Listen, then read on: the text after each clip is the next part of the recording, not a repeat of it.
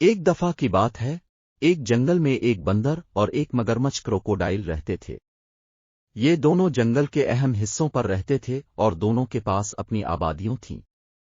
انہیں یہ معلوم ہوا کہ ان کے بیچ میں ایک لڑائی ہوئی ہے۔ بندر اور مگرمچھ دونوں بہت زیادہ غرور کے مالک تھے۔ بندر کہتا تھا کہ وہ سب سے زیادہ ذہین اور چالاک جانور ہے، اس کی عقلمندی کے بارے میں اس کو بہت گھمنڈ تھا۔ مگرمچھ بھی اپنے آپ کو بہت شاندار اور خطرناک سمجھتا تھا۔ وہ دعویٰ کرتا تھا کہ دنیا کا کوئی بھی جانور اس کے برابر طاقتور نہیں ہو سکتا۔ ایک دن بندر اور مگرمچھ کی بحث بہت تیز ہو گئی۔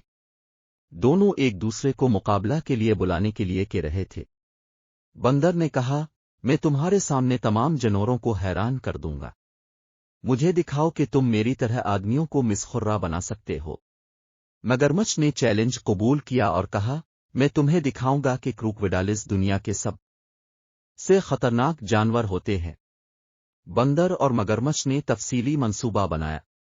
وہ ایک پہاڑ پر بلندی پر ٹھیلے لگانے کے لیے جا رہے تھے تاکہ وہ آپس میں مقابلہ کر سکیں۔ انہوں نے ایک برساتی دن منتخب کیا تاکہ اباہے میں مگرمچھ زیادہ طاقتور ہو۔ جب تک وہ پہاڑ پر پہنچے، بندر نے اپنے دوستوں کو بلانا شروع کر دیا۔ وہ سب ڈنڈے، پتھر اور ایک چڑیا لے آئے۔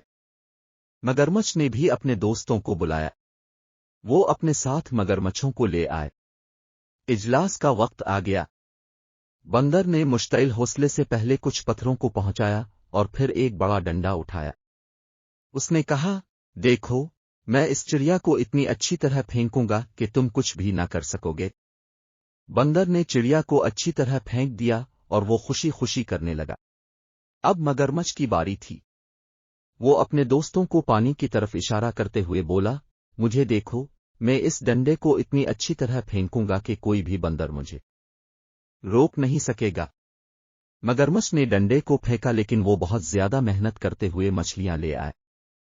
جب دونوں حریفن اپنے منصوبے کو پورا کرنے کے لیے تیار ہو گئے، بندر نے کہا، تو دیکھتا ہے، میں نے ایک چڑیا کو اتنی اچھی طرح پھینکا کہ تم میری طرف نہیں دیکھ سکے۔ مگرمچھ نے ٹھنڈک میں بولا، یہ تو بہت اچھا تھا، لیکن دیکھتا ہوں کہ تو میرے منصوبے کا مقابلہ کرنے کے قابل نہیں ہے۔ جب بندر نے مگرمچھوں کو دیکھا تو وہ حیران ہو گیا۔ مگرمچھوں نے پانی میں ڈنڈا اتنی اچھی طرح پھینکا کہ اس نے پانی میں پھیلتے ہوئے مچھلیاں بہا دیں۔ بندر کو شرمندگی محسوس ہوئی۔ اس نے دیکھا کہ کچھ بھی کرنے سے پہلے غرور کی میزبانی کرنی چاہیے، اور مگرمچھ بھی یہ سمجھ گیا کہ زیادہ سوچے بغیر آپ کو تحقیق کرنی چاہیے۔ ان دوستوں نے اپنی غرور کو چھوڑ دیا اور مل کر دوسروں کی مدد کرنے کا فیصلہ کیا۔ اب وہ ایک دوسرے کی مدد کرتے رہتے ہیں اور جنگل میں امن و سلامتی کے ساتھ رہتے ہیں۔ یہ کہانی ہمیں یاد دلاتی ہے کہ غرور کبھی بہترین دوست نہیں ہوتا۔